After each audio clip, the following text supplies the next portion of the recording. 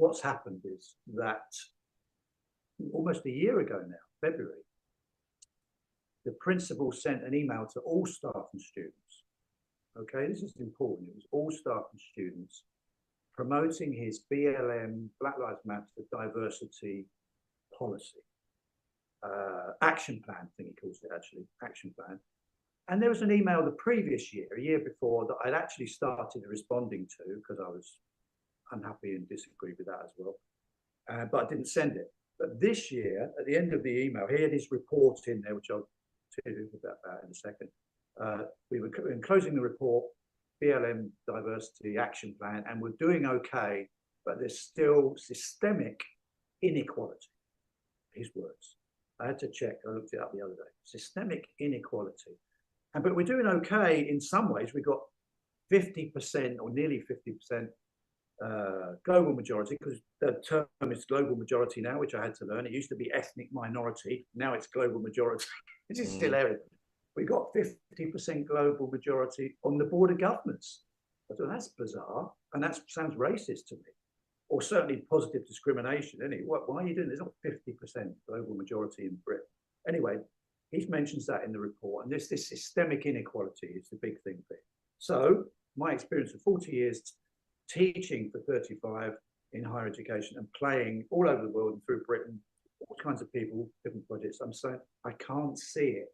Please help me out here. I can't see the inequality implied for Black musicians.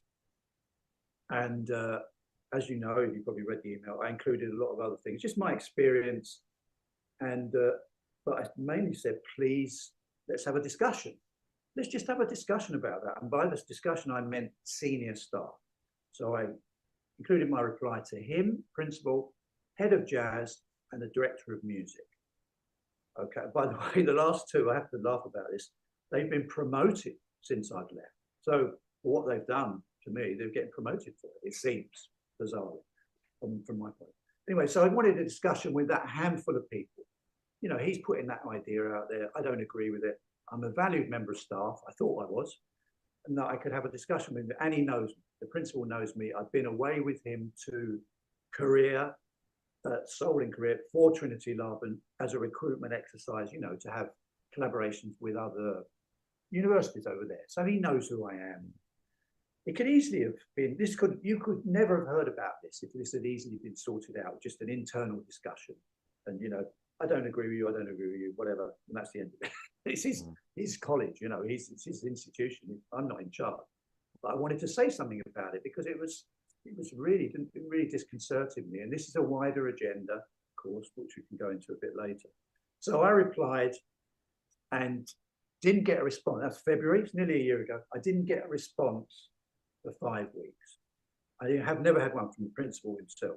And meanwhile, during that period, I shared the email that I'd sent with one student, because a student and I, a third year student, were having a discussion, probably about jazz and race on those lines. I said, oh, I happen to have sent this to the principal. I'll send it to you and we can have a little discussion about it tomorrow. So I did that. We had a discussion.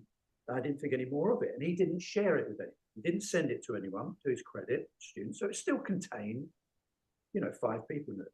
But then he later told me, I found out, he later told me, I shared it, I read it out to 5 or 6 students. Didn't give it to them, refused to send it to them, but read it out on his phone, and they were irate, or one of them was irate, and went in to the head of jazz and said, I don't agree with Martin's email. I don't exactly know what he said on those lines. I don't agree with it. He's like flailing around, I'm upset about this, blah, blah, blah. So instead of calling me in and acting like adults, Trinity Law, they didn't call me, and they just bypassed me, and the head of jazz went to the director of music and said, this has happened. So the director of music then sends an email to me. By the way, I just back a bit. The previous night, 9:45 at night, I know, 5 weeks after I sent the initial email, the director of music said, oh, thank you for your email. Sorry for the delay. Yeah, please come in and talk about your points because there's a lot here. We can't do it by email. I thought that's a good response. Then the next morning, that's when I get the other email. Oh, students anxious, we are temporarily halting your classes next week. And that's when it all happens. So I then spoke to the student. I said, why did you not, a student I shared it with, I said, why did you do that? He said, well, to be honest, they were criticizing you. And I thought they had it all wrong. So I said, well, these are Martin's views on this subject on this day. So I'll read this out to you.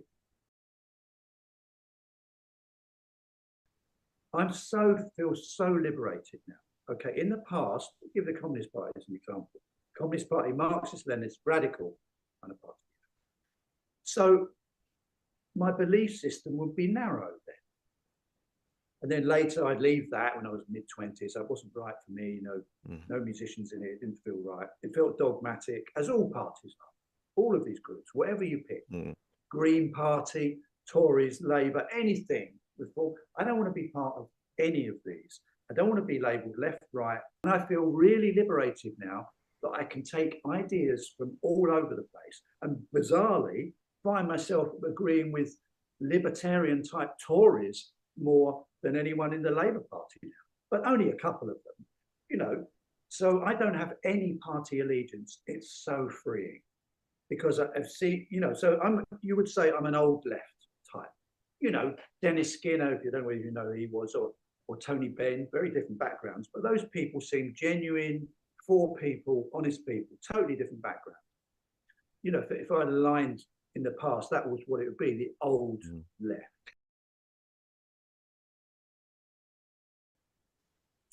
You see, I can't really, it's very difficult to separate how people have responded to me, the jazz community, how people responded to me, and the kind of music people make. It's a very complex thing, this, Sometimes people, personality-wise, are totally different from their music. Stan Getz is a classic example who is brutal in a lot of ways. I mean, mixed up like we all are in lots of ways. Yeah. And then has this incredibly beautiful music. Miles, in a way, it's similar, So there's a lot there. Look, are musicians, jazz musicians in Britain really pushing against the boundaries? And boundaries of what? No, I don't think all music sounds the same. I think in each generation, particularly now with young people at colleges, certain musicians are American musicians generally, are influential on those people. And that's that little pocket of musicians are the ones that get influenced by it. And there'll be somebody on every instrument. At one time it was Michael Brecker, pervaded the whole thing. Probably in more recent years it'd be Chris Potter. But Chris Potter. I know who you're going to say. But then the more curious students, I'm talking about the young students that I've taught over the years. They don't. It's not that they bypass those people, but they look in other areas. So there is curiosity, and I suppose, against Spotify and all this stuff, but streaming, because it's destroyed musicians' income pretty much, unless you can correct me on that. But it's given people the opportunity to hear an incredible amount of music. So I'm not sure about this thing about all music sounding the same. It's a big subject, once again, which we could talk about for an hour or so. The colleges which I've been in since the beginning almost, they have a good and bad side to them. And this, obviously, the bad side going on for me now, but I'm probably out of all of them. So, but there are good sides to it. And these young musicians, interestingly, are there just to meet other jazz musicians. That's really the reason. That's what, they're not going there particularly to study with anyone in particular. Yeah. But the other thing about what you're saying is it's all about perception. So if certain jazz musicians are pushed by the media, same as anything, that's who people are going to hear. That's who people are going to be influenced by whatever jazz magazine it is that's got someone on the front page. So years ago it was Michael Brecker, because he was everywhere. And I'm just mentioning those other saxophone players, but it'll be piano players. Someone signed to Blue Note, they've got a bit of publicity behind. People are going to hear about rather than a tiny little lady. So it's all about perception. And as I go back to it again, that some students dive a little bit deeper and have their own individual take. They all have their individual take, but some are not so swayed by Blue Note necessarily. However, you go back to my case, they all seem to have been swayed by the one dominant view, right? That I'm some kind of enemy. But deep down, I know for a fact that a lot of them are not going to agree with this scenario. but they're too scared Yeah. to stay. They know it's true. I mean, I don't And know they know whether- it's true. So I don't know what? whether the young ones know it's true. I have to say that because they haven't yet. Maybe they haven't tried to get loads of gigs yet at a festival and it's an all-white band. Oh, the festival's going to say you need someone black in the back. But they're going to say that pretty much. But the young ones might not realise that. But I know some of them do. I know some. What was the fallout for this, and what was the fallout to you personally? Yeah, let me just finish. Let's this get that thought, nailed because down. I feel I need to. There hasn't been any opportunity in the mainstream yet for me totally to get the full story out up to now because of the time limits on GB News and Talk TV. Yeah. Sympathetic though they were, and they gave me a chance to talk. So we got up to the thing. I think we got up to this thing where the student's anxious, or I was told he was anxious. They cancelled my temporarily suspended my classes, which would have been after the weekend. And they threatened the disciplinary procedure. Okay, we'll do it then. And they didn't do it because they know they had to back down. They had to back. However, there's a lot of manipulation going on here. So temporarily halted my classes. And my classes were generally 3 days a week, not full days, but about half the course. And then another evening I would see the whole course in the week. Another evening there'll be a performance platform and I would see all the fourth years and postgrads. You know, the 3 groups a week. It was great. I loved it. I have to say this. It's very upsetting because I loved teaching there. I loved the students. I loved the music. The fact that these young people in this really insane world are into this music that you can't hear anywhere pretty much in the mainstream is very impressive. I always say to them, they're special people. That side of them, they're beautiful, special people being into this music. However, they've let me down and betrayed me, unfortunately, from leadership of the Trinity Lab. So that initial weekend in March, they said, we're suspending your, sorry, they're temporarily halting my classes the week after. So I thought, okay. And these were group classes. And so I emailed the students over the weekend and said, look, if I come in and teach as normal, will you come? Because the Trinity Lab have said they're temporarily halting my classes because the students are anxious. And what was so interesting was the response by the students. They all wrote back and said, yeah, this is ridiculous that a student's anxious. If they don't want to come to the classes, they cannot turn up. I'm paying £9,000 a year for this, and your classes are great. Right? Yeah, we're all going to come. Pretty much all said that. Then on the Monday, they realized what the email was and all took that back.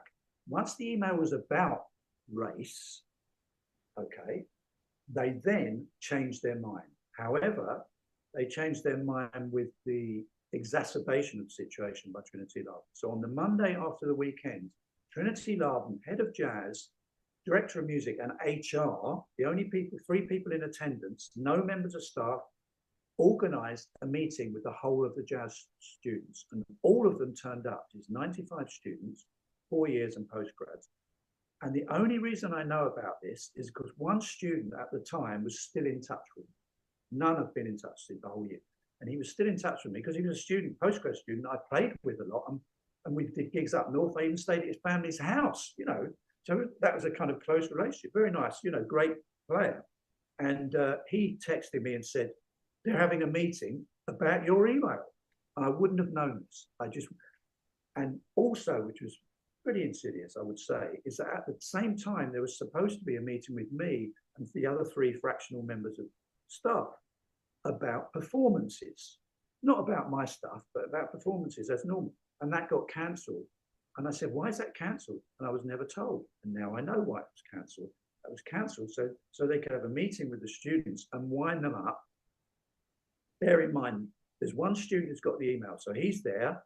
There's half a dozen who are anxious or annoyed with me because they've read the email, and all the others are just, what are we doing? We demand to see the email. So that was done deliberately. The next day, they called me in and said, the students are demanding to see the email, so we insist you send it out. You know, and we argued backwards and forth for an hour because I hadn't had any sleep. The head of jazz probably hadn't had any sleep. And we were very close friends at one time for 30 years. You know, it was very sad. That's gone. So because the job's more important, or an anxious student's more important, whatever, who knows how people think. So they'd obviously wound the students up rather than containing and calming the situation and bringing me in to chat about it like adults. No, we're not going to talk about it, pretending they would. Didn't talk about it. And so they said, we insist this, we really want this to, we need you to agree to it going out. And in the end, I said, all right, so it just goes to the students, but please include the context, which was, it was a response to this email from the principal on BLM diversity. So include that email. And also the other context was 2 years before, and this is very interesting, I've got it in front of me. 2 years before, in June 2022, the principal had sent another email to all students and staff promoting free speech. This is just hilarious. The right to free speech is not only central to the culture of Trinity Love, but also protected by law, which is true. Well, it is in the UK. That's the problem. It isn't. Yeah. So he got that wrong. Protected by law in America. Yeah, right. But now, because of, well, we'll talk about it in a second. It's definitely not now. Yeah, because of the halting of the fact and all this. Yeah. But we'll talk about that in a second. Is of paramount importance that both respect and dignity are always afforded to colleagues and students alike, particularly where there may be differences in opinion, belief, and views. He's saying all this in 2022. So I said, include that email from him and include the BLM diversity one, and that's the context. Of course, that doesn't make any difference to them. I only want to know my email is offensive. The rational argument does not count in this situation. Once you get pulled into this, rational argument does not count because you're not up against a rational argument here. You're up against their moral arguments. Yeah, I'm actually up against something called mobbing. Like Ian Pace wrote an incredible article mentioning me, and it's very chilling, actually, because this kind of thing has happened all over the world in totalitarian countries. Obviously, you know, Eastern Bloc, Soviet Union, Cambodia, Nazi Germany, of course, that everyone knows most famous historically, but it's happened all over the place. And this is what's going on here. They're not troops on the streets kind of sorting this out. This is all it's all done in the mind, is it? Because that's the other issue, by the way. Huge self-censorship of people's own views. Oh, I can't have this view. I had one member of staff saying that to me on another issue. My point is diversity, okay? The word diversity, the way it's being used is so shallow, okay? So, and I said it in another interview. Okay, we could have 50% black and women, black and women at Trinity Love, and staff and students, but they're all from the southeast of England, they're all middle class. Yeah. It's not diversity. No, of course it isn't. Just about on the incredible thing that somebody said to me. This, a supporter of me, an academic, she wrote a letter to Trinity Love, and she's a mother of the next student. And she wrote this supportive email, and she's mixed. She said, "I'm mixed race, but not that should really matter." Okay. Yeah. And then, so she said, one of her sons said, "Well, one's black and the other one's pretty much white." You said, "Oh my God, I wish I was more black like my brother." This is the insanity of it all. Now. That's to get more gigs, whatever, or more accepted, or whatever.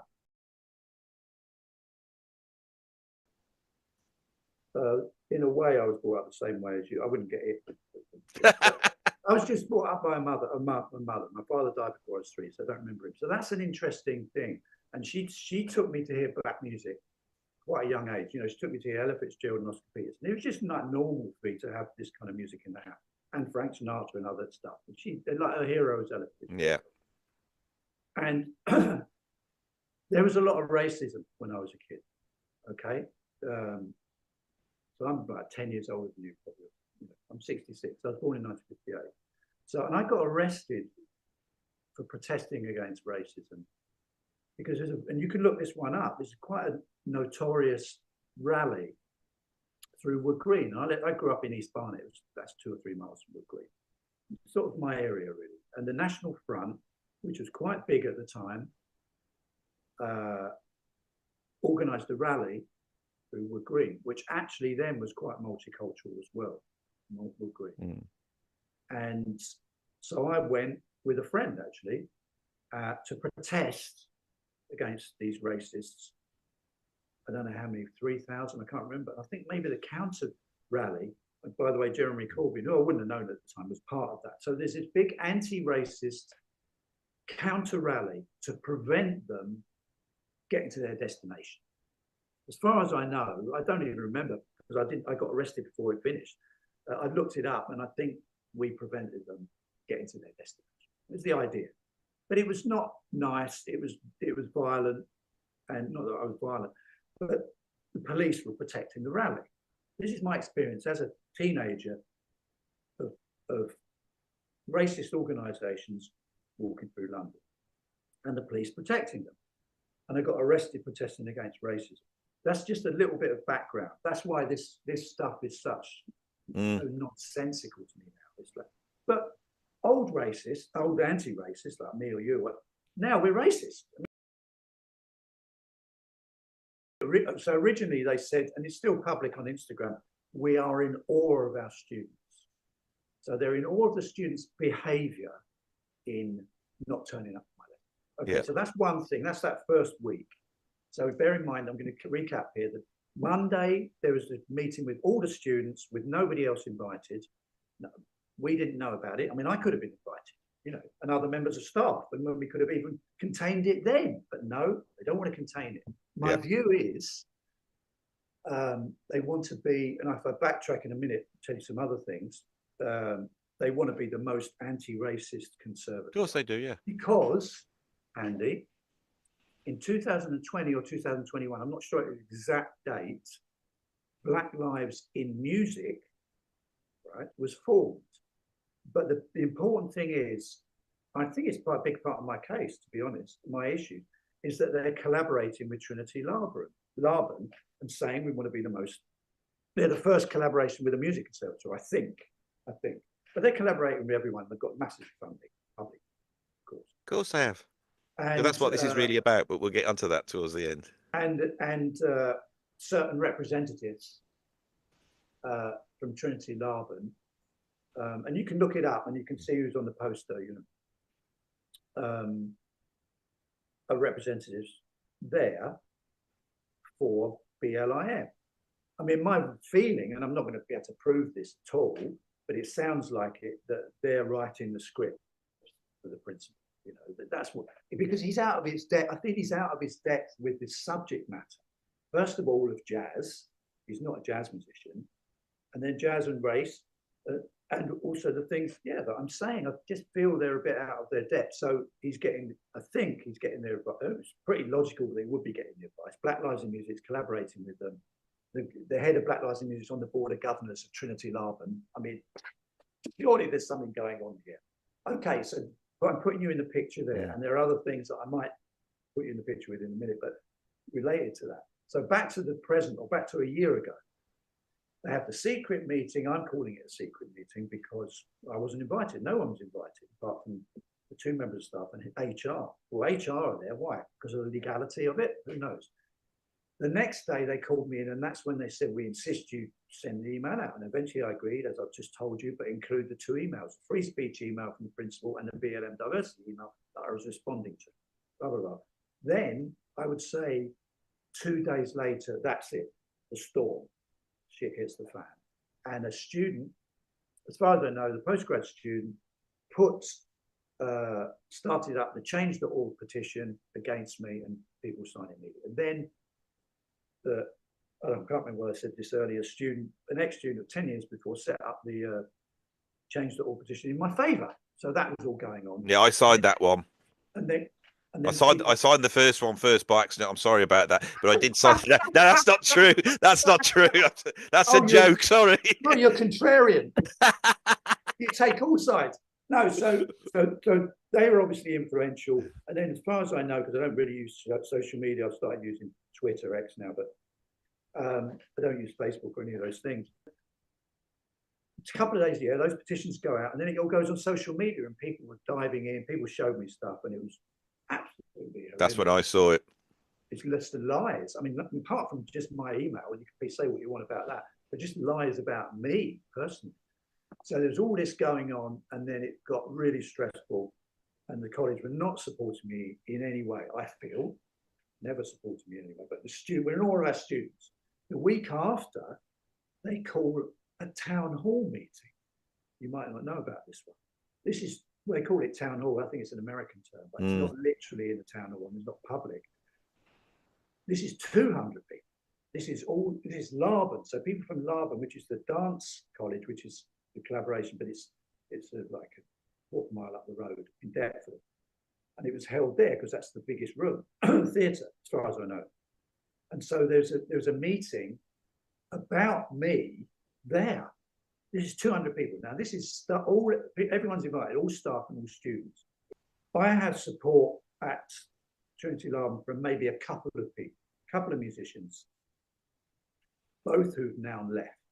And one of these musicians went to the meeting on my behalf. She was still teaching there. So she went on my behalf. She's supportive of me and went, and she said, you were thrown under the bus, totally thrown under the bus, and took her own minutes, half dozen minutes. But she said to me, I came out shaking. And she's not even me, you know, because she felt she was the only one saying anything in my favor. But where do you draw the line? This is, and I draw it in different places from most other people. Yeah. Where they draw the line when the state comes from their kids, because their kids have posted something on social media, you know, and they're going to get arrested for it. This is going on, by the way. I don't know whether you know that. People are getting arrested for posting tweets. People getting challenged for follow, maybe even arrested, I think. Don't quote me on that, but I need to research that bit for who they follow. I think this is in the news, actually, who they're following on X. You know, this is, people don't realize that they don't, it's not the same as Nazi Germany. It's not the same tactics, because they don't need the troops on the street, because everyone is self-censoring. You just give me examples. I'm giving you the timeline here. The week after the two meetings, I said there was the town hall meeting. This is the middle of March, 19th or something, I think it was. Town hall meeting about me. One colleague who supports me goes. Nobody else stands up and talks. Even just don't even say, this is a bit harsh, isn't it? You know, they're saying a bizarre statement, actually. Jazz belongs, this is the principal, who knows nothing about music. Jazz belongs to the African American community. That's a bizarre thing to say in Greenwich. Right? There's no African American in Greenwich. That's related to what we talked about earlier. Jazz is everywhere. It's different everywhere. So then I go on sick leave, and Free Speech Union and Doyle Clayton, the solicitor they hired, have been absolutely fantastic. Thank God for organisations like that. I'd probably be dead. You know, like, so isolated, horrendous attacks on me. Friends of 40 years not even calling me, you know. And so I'm some huge enemy of a lot of people. I go on sick leave, I've got nothing, you know, that's the end of everything. And the knock-on effect was, okay, I had like 3 or 4 gigs in the book, that was all. The venues wrote to me and said, we're cancelling your gig because we don't agree with your email. I said, okay, well, I'm not coming to do a speech, so I'm just coming to play music.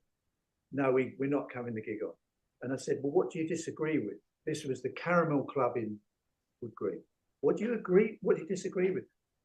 No, we don't agree with your email. We're cancelling the gig. And no one ever has said in any detail or nuance what the problem is. Okay. And I said, okay, how did you get my email? Oh, some musicians who play here as well send it to us. That's the sad thing.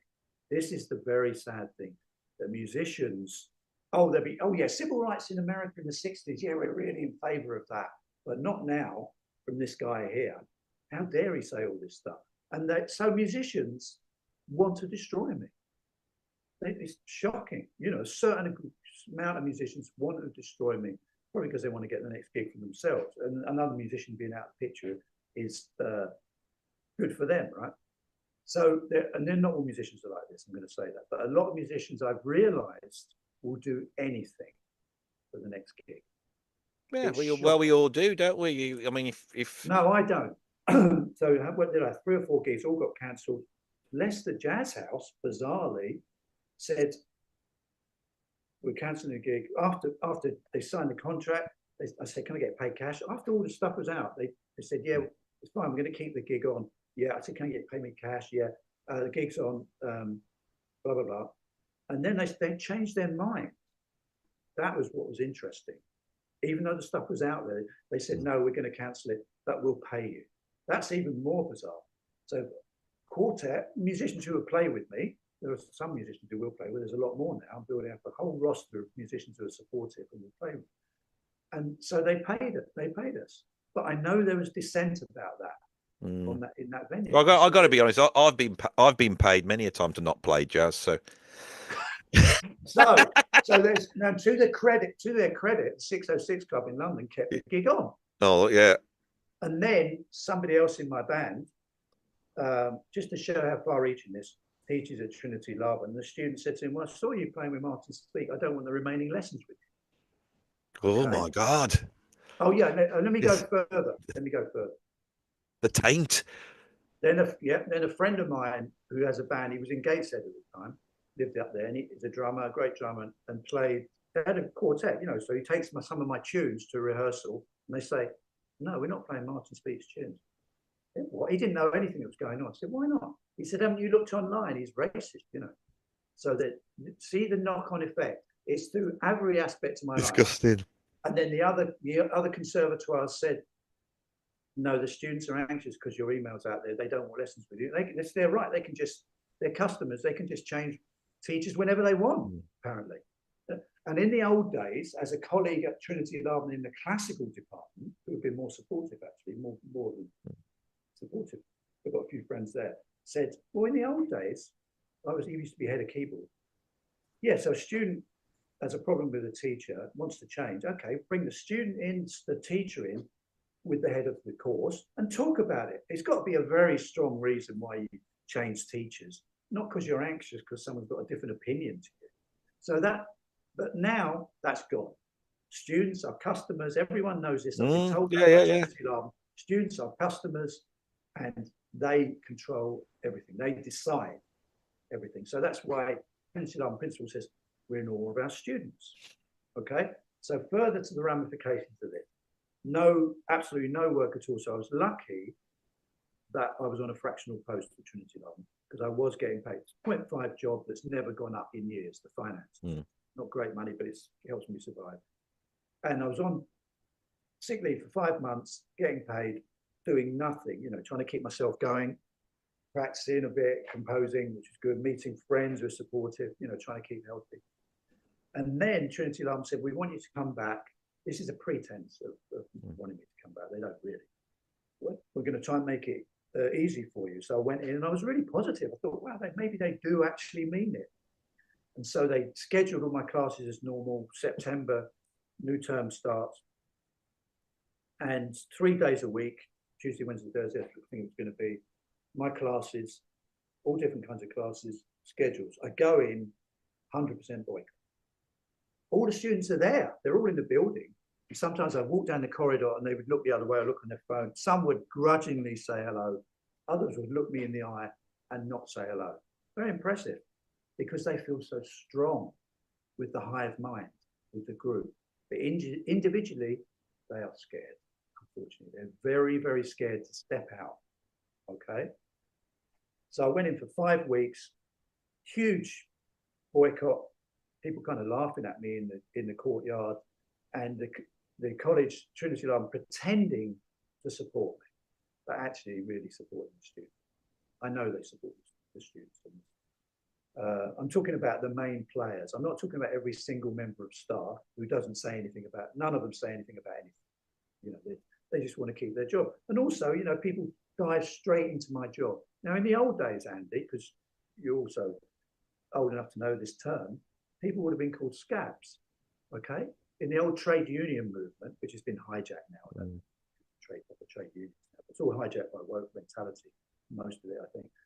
In the old days, someone going in and stealing your work when you've got a dispute with them over something like this, that would be a scab. But immediately people just dive in because, like I said earlier, musicians, most musicians, not every single musician, want their next gig. They want the next gig, and the next gig is, oh, great, Martin's teaching work has gone. We can lap that up. So there've been some musicians. Well, I don't know who's doing it. I can guess. That those musicians, they're not standing up and saying, Martin's like, he's got no income now, and all he said is this, and no, but I'll have his job. So that's very sad. Thing going. It's divide and rule tactics, which is going on everywhere, left, right, polarization. And a lot of it has been going on for years, but with this generation, young generation, you have to remember, one of these commentators, the very interesting thing about this, they've been brought up in the era, well, first of all, the COVID era, where everyone's online, polarized, but also this BLM era, which coincided at the same time, remember, George Floyd, BLM, COVID lockdowns, around the same time. Both those things are really powerful for young people to feel when they're just growing up. Oh my God, this is how the world works. Or we just polarized, literally black or white, always right or wrong. No nuance about anything. So there's no nuance about my issues that I'm bringing up, which could have been happening all along. Over this year, we could have really nuanced discussions. It's not about nuanced discussions. No. So that's I'll just finish. That's kind of where I'm at. So after 5 weeks of going in, no one turning up. I mean, it's insanity. And because the staff supporting this, Trinity Law supporting them, because they didn't do anything about it. And half term, well, what are you going to do? Oh, well, the students are losing their education, so we need to give your work to other teachers now. That's the end of it. So then constructive, and they knew I had to resign. They knew I would resign. It's the easiest thing for them. They want yes people, just yes man, yes woman, just we agree with everything you say to keep their jobs. Every single person is like, oh my God, I've got my mortgage, I've got my family. Oh, I haven't got not many gigs these days. Yeah, I need this month. That's what's going on. So I resigned. So I have 2 legal cases against them. Constructive dismissal, it made it untenable for me to resign, and in employment discrimination. While I was there, they were discriminating. So that's what's going on. Free Speech Union, Doyle Clayton, representing me, is a employment tribunal for August 2026, booked for 8 days. If it gets that far, obviously I want them to settle. What I want is a huge compensation for what they've done to my life and a public apology. Dear Alex and Anthony, I began writing this last year, but after another BLM reference and email from Anthony recently, I have been prompted to add more to this response and send this as you have asked for feedback. Regarding your statements on inclusivity and kaleidoscope, celebrating Black British music and now BLM at Trinity, I would like to discuss this whole issue at some point, as Black musicians in jazz and many other styles of music are definitely not underrepresented in the UK and have far more opportunities than many others, as funding bodies, media, promoters and festivals are biased in this way. Some white musicians deliberately have Black musicians in their band to help them get gigs rather than thinking who is musically suitable, and are too scared to speak out about this issue as they will be labeled racist. I and many others find it very hard to get concerts, particularly at festivals, because of this agenda that is now going on throughout the UK. I realize it comes from the government and above, and all institutions and companies are being instructed in this way throughout the UK and many countries worldwide, or they won't get their funding maybe. Why is it relevant what color the skin is? You mentioned systemic inequality. This is just not the case in my department. Also, why hire somebody because of the color of their skin? Which Black composers in jazz are underrepresented? Can you tell me? Several below have OBE or MBEs. Hardly not recognized by the system. Certainly not Byron Wallen, Soweto Kinch, Peter Edwards, Jason Yard, Kosa Cole, Nubia Garcia, Tony Kofi, Sultan Stevenson, Ezra Collective, Courtney Pine, Ayanna Witter-Johnson, Shabaka Hutchins, Moses Boyd, Cassie Kenoshi, Binker Golding, Daniel Casimir, Mark Kavuma, Tomorrow's Warriors, New Civilization Orchestra, Gary Crosby OBE, Cleveland Wutkiss MBE, Orphe Robinson MBE, Julian Joseph OBE, and many others who all have lots of press attention, label support, funding, and high profile. concerts in comparison to many high-quality white musicians who don't get this support. Just look at the publicity for the LJF last year. https://sites.barbican.org.uk/British Jazz, and the publicity TL use is all about the black musicians who have graduated, such as Nubia Garcia, Ezra Collective, Cassie Kinoshi, Moses Boyd, who have media and label support. This is not representative of the whole of British jazz or even of TL, but a tiny section the controlling bodies choose to promote, and these organizations have a lot of power and create an inaccurate perception of what British jazz is. This is not 20th century USA or apartheid South Africa, when there was obvious discrimination and violence from the state against blacks. There are many underrepresented musicians and composers of all skin color and backgrounds. The bias of emphasizing black composers regardless of quality of music doesn't make sense to me. This quote from Frank Haviland sums up for me what is happening. Mainstream publications, educational institutions, the media and public figures are now collectively normalizing the war on whiteness to such an extent. You'd think they were discussing a sickness, not a race. From this article, https://countries choir so UK/2019/12/30/Brits-are-not-racist. Maybe in classical music and dance it is an issue, but there are very few black classical musicians as far as I know. Looking at the student body at TL or orchestras and professional musicians, although probably increasing. Let me know. You can't force black children to play classical music just to get quotas up and promote equality, whatever that is. Hence TL can only use the jazz course for their quotas, hiring black staff and recruiting black students. It is the classical arena that needs to change in many ways, and as I mentioned in a previous email to Alex, particularly how it is taught. It is a mistake to direct any of this agenda to the jazz course or jazz scene. I feel it is divisive.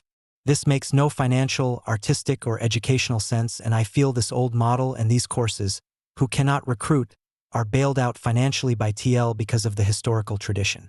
As I said in my previous email to Alex last year, which he said he agreed with everything I had written on this subject, my suggestion is to recruit the best instrumentalists and then arrange the music for this lineup rather than sticking to the orchestral or traditional model. Music can be arranged for any lineup.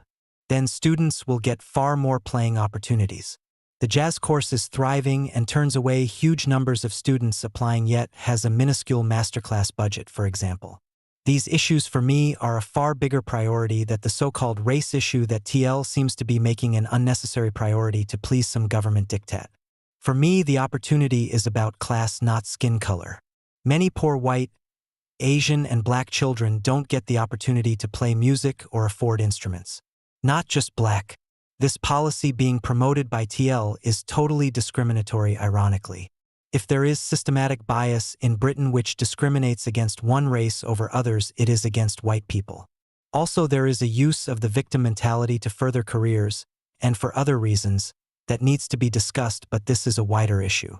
By constantly emphasizing that blacks are discriminated against, institutional racism, which does not exist in the jazz world, apart from maybe against whites now in certain areas of promotion, and are underdogs, deprived of opportunities, etc., this encourages the victim mentality and is untrue.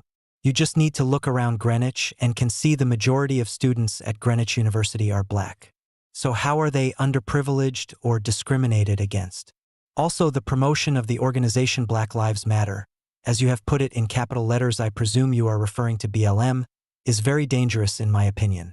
The critical race theory stated by BLM states that racism is embedded in society, not only the product of individual bias and prejudice, but is entrenched in institutions.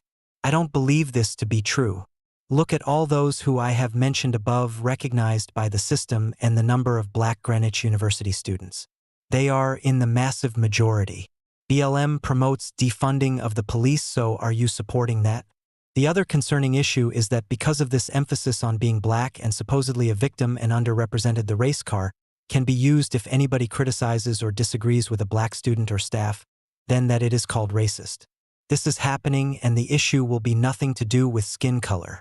Very dangerous area we are getting into. Apologizing for being white and presuming blacks are always right. Divisive. Martin Luther King famously called on us to judge people according to the content of their character, not the color of their skin. With best wishes, Martin.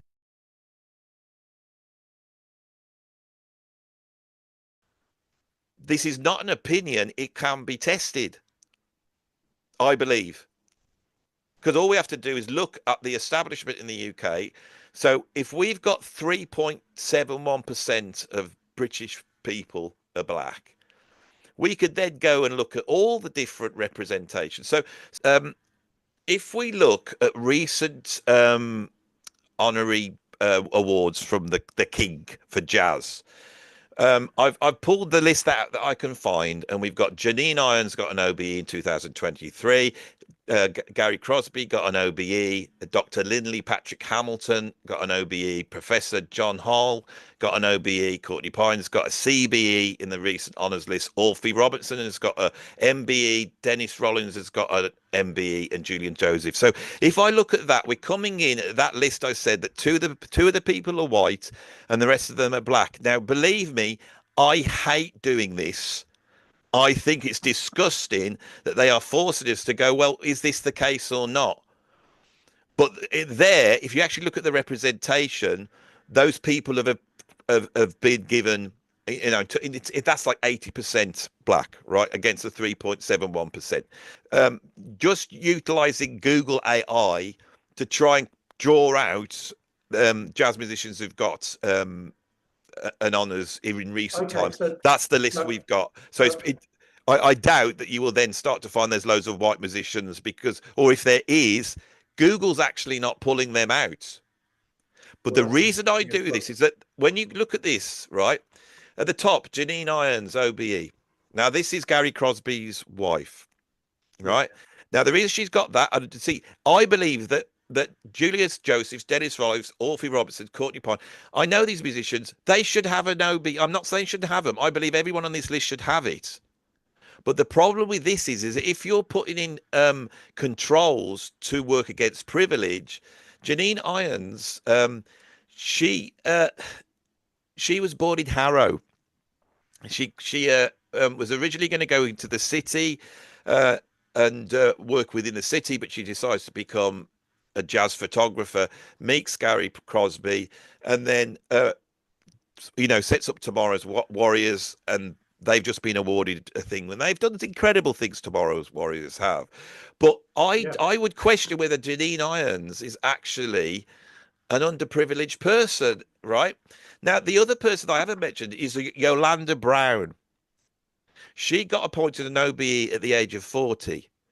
Her dad is an advertising executive. She was educated at Banks Private School. And when she left, she attained 2 master's degrees, then spent 4 years working on a PhD. And then at that point, decided to become a jazz musician. And then in 2008, she gets awarded the MOBO Best Jazz Musician and the UMA winner at the age of 26 years. So at 26 years, she was able to get 2 master's degrees, a PhD, and then do all the work to get that award. And that was literally 4 years before she released her first album, which was April Showers. It came out in 2012. That year, she also kicked off a UK and overseas tour in support of her album with 2 concerts at the HMV Hammersmith Apollo, accompanied by a full big band at the Royal Philharmonic which is the Royal Philharmonic Concert Orchestra. In 2021, the Department of Education, DCMS, invited her to sit on the advisory panel for the National Plan for Music and Education. In 2020, she was appointed by the Secretary of State, Nadine Dorries, as the National Council member at the Arts Council in England. Do you want me to carry on? This just goes on and on. 2022, she was appointed to chair the British phonographic industry. 2022, she receives a BAFTA nomination for Best Presenter. And in 2020, this year, she took over from Gavin Esler as the Chancellor of the University of Kent. Right? She's just received an OBE at the age of 40. Now, I have worked in the industry. I had to teach my kids this. I said, there's an elite out there. They look after themselves, and they're the ones that access the music industry. And it's so easy for them. Absolutely. So I'm preparing one at the moment. Now, I'm not a Marxist. I'm not left wing in that way. I say good on them, but let's call it what it is. She went to private school. She's got a whole bunch of contacts. When she says she wanted to have a jazz musician, naturally she has access to far more people than some black kid that is living on, you know, in the worst part of the UK and has got, you know, the bottom of the pile, working class, surrounded by crime, knife crime, and all this type of stuff. Surely, rather, if you had put the limits on race, it allows people like her to access it guilt-free. I would probably turn it down. They're never going to give me any awards or anything, of course, ever. But the thing is, this is your interpretation of it. Yeah. Do you think that Trinity Lama wouldn't hold these people up as saying, look at the jazz scene and look what we've achieved? You know, we've got all these people have got these OBs, there's all these on. This just shows you how inclusive we all are. If you take, I looked at the program for the London Jazz Festival, and that came out at 40% black in a country that's 3.1.7% last year. Yeah. And now if we look at the awards, and I can go through these awards, that comes out, all the jazz awards that came out, which I looked at two things. I looked at the Parliamentary Jazz Awards, and then I looked at the JJA Jazz Awards. The JJA Jazz Awards was pretty much 100% black musicians. Taking those two in, that's 68%. Now, this is my take. If anyone thinks, why you do this, Andy, I would say that the values of the civil rights movement in the 1960s were, I totally am behind. And we as a Western liberal country have battled against racism. And as you said, when we were kids, it was far more racist. You had the National Front marching through a town being protected by the police. These things have been enacted. The question is when you get to a point where I don't begrudge any of people those awards. I think they've earned them all. I'm not saying they haven't earned them, but what I'm saying is there's a point now where we can say this has really, really improved. It's the inclusiveness for black people, all the racism that was there, of course, yeah, has improved. And you're basically saying, has it improved to such an extent now that where this is not the issue that we need to make it? That is what you had your life destroyed for, making that point. And that's why I've just done that, to show the fact that, to me, from my point of view, hearing it, what you've said, that is so reasonable a thing to say.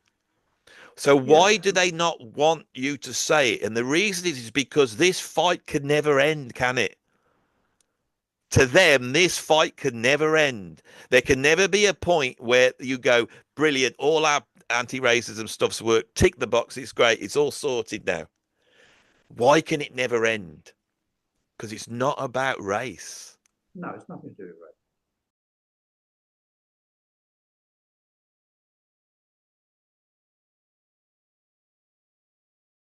The topic for today is colorblindness. And I always feel a talk with the word colorblind in the title should begin by explaining what that word does not mean. We all see race. We can't help it. What's more, race can influence how we're treated and how we treat others. In that sense, nobody is truly colorblind. Even people who are literally colorblind because their eyes lack the right number of cones can still effortlessly distinguish between people of different races. But to interpret the word colorblind literally is to misunderstand it. Colorblind is a word like warm-hearted. It uses a physical metaphor to illustrate an abstract idea. To a person, to describe a person as warm-hearted is not to make a claim about the temperature of their heart, but about the kindness of their spirit. And in the same way, to advocate for colorblindness is not to pretend that you don't see race, that you don't notice race. It's to argue for an ethical principle, that we should treat people without regard to race in our personal lives and in our public policy. That's the principle I'm talking about when I talk about colorblindness. Admittedly, the confusion around this word is partly the fault of those who support it. For instance, the common phrase, "I don't see color," is practically designed to produce the sort of confusion I've just guarded against. Whenever one is tempted to say that, I think one should instead say, "I try to treat people without regard to race," because that's really what one should mean. And if the thesis of this talk could be stripped down to 4 words, it would be those 4, without regard to race. The point isn't to avoid noticing race, which is impossible. The point is to notice race and then disregard it as a reason to treat people differently and as a category on which to base public policy.